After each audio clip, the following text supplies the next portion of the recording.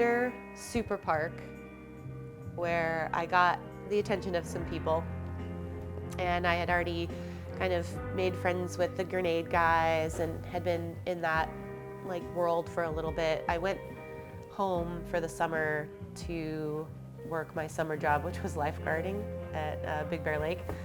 And I just remember being like, okay, like maybe, you know, going back to school, or maybe I'm gonna just try snowboarding. But that summer I was just working as much as I could so I could afford whatever. And I remember being at work one day, lifeguarding, and I get a phone call, and I answer it, and it's, her name is Tara Nikitas. Tara Nikitas! Tara Nikitas! Tara! Back on! Best overall rider, female! Tara Nikitas! Tara Nikitas.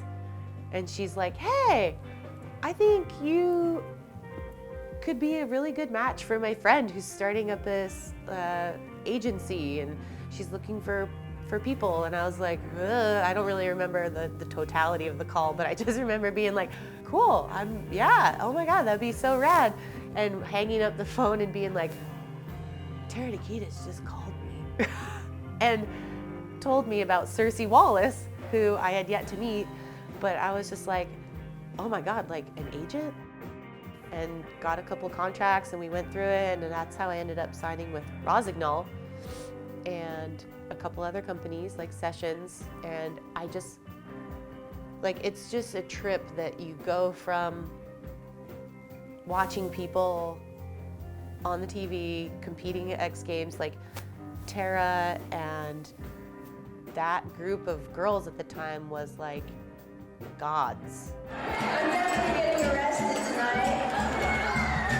And to be like, how the heck did Tara get my phone number and call me while I'm working my lifeguard job, to be like, yeah, I think you need an agent and you should be doing this stuff. I'm like, just mind blown. And I forget about those things, but I'm like, that was huge. Like, I wish I had video of just me on that phone call and like getting off of the phone call and just being like, what the heck just happened? Like, it's just crazy. It's stuff that you're like, that happens in movies. It was cool. And it made me feel really, really cool at the time. Like somebody noticed me, you know? Like it was validating for sure. At that time, she had collaborated with Circe Wallace to be your business manager, because everything was just exploding so quickly and moving along so quickly for her. It was like, oh yeah, you know, this is beyond our scope. Let's get you a good business manager. You know, I mean, that is one of the best things about my job, is I literally have like co-parented some of the best snowboarders of all time, like quite literally.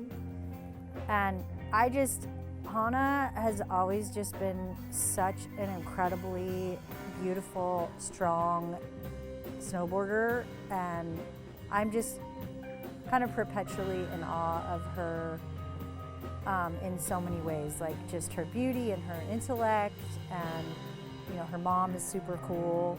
I would never have gotten the caliber of deals that I got without Circe. And that was a huge, huge part of, I think, my success in forming the relationships that I currently have with sponsors. So ever so grateful to that. And then like to get to like move to Mammoth and go ride with Tara, like go like hit a picnic table in the back of Mammoth with Tara and like Kevin Jones and like that whole crew. Like I was just like, I'm in it and it's so amazing. Like, is this really happening? It was awesome. And because she was from Southern California, you know, she inevitably spent a lot of time at Mammoth, Big Bear, and you know, that's where I wanted to go. Like I was doing contests, but it was really connecting with the Grenade crew really right when Grenade was forming, and getting to go to Superpark at Mammoth because they like pushed bridges to like let me in, and so I got to do that. And Superpark was really where things came together. I first met Hana probably in the winter of 2001, but we're like we actually, officially met each other was at Superpark at Mammoth Mountain in 2001. A bunch of her, friends who were part of the grenade crew had lobbied to get her in, and she had a couple results, and she was ripping. The grenade crew was kind of like part Animal House, part The Outsiders, and part Townies too. But actually in Mammoth, they actually went up against the Townies right when they got there. But it was a fun crew to be a part of. I think it was pretty infectious. But it was a tight-knit crew. Hana was like, they're all brothers, therefore she was like a sister. But she could hang, like oftentimes when it came to the ruckus, she might have been the one who started it a lot of times. She was working on her projects, working on her films, competing, but she also had this other priority that was, speaking to a lot of people through the grenade movies. A lot of those crews were just Hana with a bunch of guys. I think she felt like that was a great badge for her. Whether she admits it or not, I think she liked being in that lane.